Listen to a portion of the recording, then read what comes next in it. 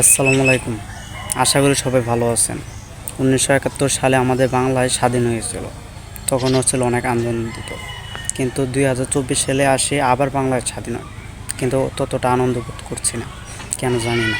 আমি ছাত্র, ওই হিসাবে আমি গর্ববোধ করছি, কিন্তু একটা বিবেকবান মানুষ কখনো, মেধাবী মানুষ কখনো রাষ্ট্রীয় সম্পদ ভাগাভাগি করতে পারে না।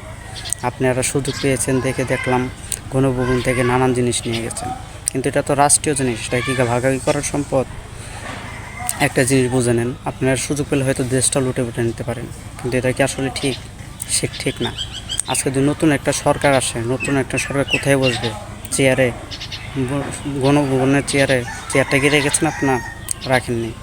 আজকে যদি রাষ্ট্রীয় সম্পদ আসে, তাহলে কোথায় শোবে? খাটটা তো আপনারা রাখেননি। তাই মনে করবো আপনারা বিবেক মানুষ, মেধাবী মানুষ। সো আপনাদের নিজের বিবেক দিয়ে চিন্তা ভাবনা করে জিনিস জায়গা রেখে আসবেন। আমি এটা আপনাদের কাছে অনুরোধ করছি, রিকোয়েস্ট করছি। কারণ রাষ্ট্রীয় সম্পদ এটা, একটুবার নিজের বিবেক দিয়ে চিন্তা করার চেষ্টা করেন। এটা এনে তো আপনাদের তেমন কোনো লাভ নেই, তাই না? তাই এটা আপনার জায়গা রেখে আসেন। আমাদের দেশ স্বাধীন হয়েছে, স্বাধীনভাবে বাঁচতে পারে, কিন্তু ঝামেলা সৃষ্টি করে আগুন ধরে এটা কখনো স্বাধীনতার সুফল দেখাতে পারে না। অন্য দেশের কান্ট্রির মানুষরা যদি দেখে যেভাবে লুটপাট হয়, তখন কী বলবে? যে স্বাধীন পেয়ে তারা সুযোগ পেয়ে নানান কিছু করতে পারে। কিন্তু ওইসব নামের সাথে আমাদের দেশের নাম জড়ানো আমি মনে করি না এটা ঠিক হবে। তাই সবাইকে বলছি, জায়গা রেখে আসেন, এটা আপনাদের দৃষ্টি কামনা করছে। আর এটা জেনে আপনারা খুব ভালো লাগছে যে আমাদের শিক্ষার্থী ভাই বোনদের কারণে আজকে দেশটা স্বাধীন হয়েছে। আর যারা প্রাণ দিয়েছেন, বড় ভাই বোনদের শিক্ষার্থীরা, তাদের মৃত্যুর মাগফিরাত কামনা করছে।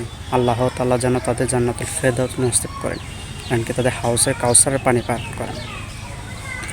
একটা জিনিস মনে রাখেন, দুনিয়াটাই কিন্তু স্বপ্ন। আজকে আপনি দুনিয়াতে যাই করেন না কেন, কিন্তু আপনি এটা পরকালে আল্লাহ তাআলার কাছে হিসাব দিতে হবে। এমনকি প্রত্যেকটা প্রাণীকে, প্রত্যেকটা মানুষকে মৃত্যুবরণ করতে হবে, শাহাদাত বরণ করতে হবে। কিন্তু এটাই, দুনিয়াতে ভালো কাজ করে গেলে আল্লাহ তাআলার কাছে যেমন শুনুন, দুনিয়াতে তেমন মানুষের স্মরণীয় থাকবেন। আর ন্যায় পথে যারা থাকে তাদের কখনো মৃত্যু হয় না। হয়তো তারা দুনিয়া থাকে না, কিন্তু তাদের নাম বাত্তি সব কিছু থেকে যায়। এটাই আপনাদের বলবো, আশা করি আপনারা বুঝতে পারছেন। তো দয়া করে কোনোভাবে কোনো কিছু বিশৃঙ্খলা করবেন না। সেনাপ্রধান যেভাবে বললেন সেভাবে দেশটা স্বাধীনভাবে রাখতে চেষ্টা করেন। নিজ থেকে, নিজের বিবেক থেকে দুর্নীতি হলে তার বিরুদ্ধে রুখে দাঁড়ান, এমনকি তাদের সম্পদ নষ্ট হতে দিয়েন না, ভাঙচুর হতে দিয়েন না। কারণ মনে রাখবেন, এটা কিন্তু রাষ্ট্রীয় সম্পদ, শেষে কিন্তু এটা আমাদেরই করতে হবে।